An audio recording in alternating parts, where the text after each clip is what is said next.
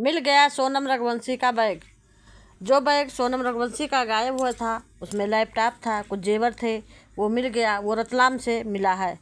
जो property dealer थे उनका ससुराल जो है रतलाम में है, उनके ससुराल से वो बैग बरामद हुआ। काला बैग, लैपटॉप और कुछ जेवरात। लैपटॉप को भी खोला नहीं गया है, खोला गया है, थोड़ा बहुत देखा गया है। उसमें कुछ लीगल कुछ अनलीगल काम हो रहे थे, लैपटॉप के ज़रिए से पता चला है। और जेवर मिल गया है।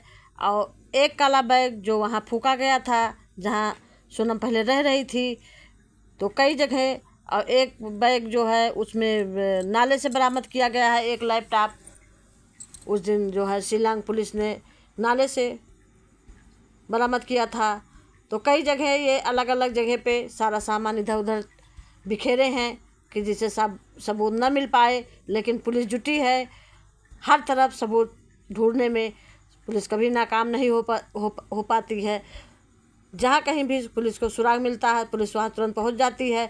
ज़रा सा भनक लगी कि रतलाम में जेवर रखे हैं तो तुरंत रतलाम पुलिस पहुँच गई और वहाँ से बरामद कर लिया।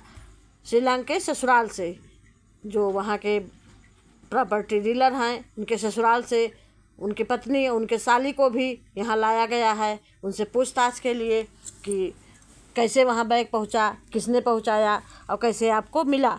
उनसे पूछताछ की जाएगी, तब पता चलेगा कि इसमें क्या सच्चाई है और कैसे वहाँ बैग पहुँच गया। यहाँ से कहते हैं कि ये बैग किचन में छुपा के रखा गया था, जो कि वहाँ पे अंदर रखा गया था, लेकिन पुलिस वहाँ पे अचानक पहुँची और खंगाला गया तो मिल गया।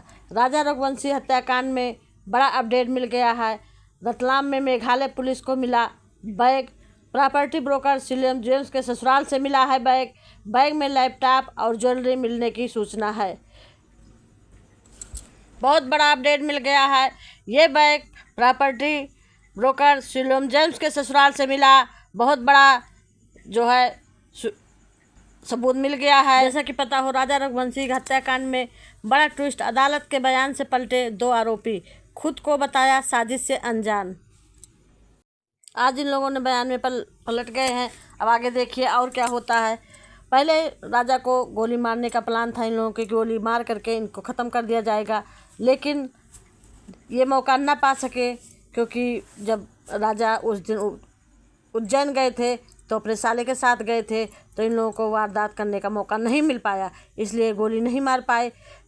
इसलिए सोनम ने सोचा कि किसी तरीके से राजा को बहला फुसला करके ले चलते हैं हनीमून के बहाने और वहाँ मार के खाई में ढकेल देंगे और किसी को पता भी नहीं चलेगा, क्योंकि वहाँ इतनी बड़ी बड़ी खाइयाँ हैं। वहाँ से किसी को भी ढकेल दो, एकदम धुआं धुआं जैसे रहता है, उसमें कोई गिर जाएगा तो इतनी जल्दी पता नहीं चलेगा और कहाँ कौन गया कहाँ नहीं गया। फिर ये लोग इतना अंदर गए थे कि वहाँ कोई आता जाता नहीं है। उसी के बाद हम लोग भी गए थे और वहीं गए थे जहाँ से ये जो है ऊपर ले जाके धक्का मार उनको गिराया गया था राजा रघुवंशी को, लेकिन हम लोग वहाँ नहीं जा पाए थे क्योंकि हमारे बूढ़े माँ बाप थे, तो वहाँ जाने में बहुत टाइम लगता, वो लोग चल नहीं पाते, इसलिए हम लोग थोड़ा दूर जा करके और नीचे से ही देख करके झरना वगैरह फिर लौट आए। ये चेरापूंजी में है और चेरापूंजी में जितने भी स्थान हैं सब ऐसे हैं, दुर्लभ स्थान है, बड़े बड़े झरने हैं। कई जगह हम लोग भी घूमने गए। उस पुल पे हम डबल डेकर पुल पे भी नहीं जा पाए थे, इसलिए नहीं जा पाए क्योंकि हमारे माँ बाप बूढ़े थे, वो नहीं वहाँ चल पाते, पहाड़ों पे ज़्यादा चढ़ाई नहीं कर पाते, इसलिए हम नहीं जा पाए। और ये लोग राजा रघुवंशी को इतने ऊँचे ले गए, वहाँ हम लोग भी देखें कोई ज़्यादा नहीं आना जाना होता था, बहुत कम लोग ही ऊपर जा रहे थे। उसी में शायद ये लोग लेके गए होंगे पहले, चूँकि ये जा चुकी थी वहाँ पे और देख चुकी थी सब स्थान, तो वहाँ लेके गई और राजा को नहीं पता था कि जो है ये बहला फुसला कर हमको वहाँ धक्का दे देगी।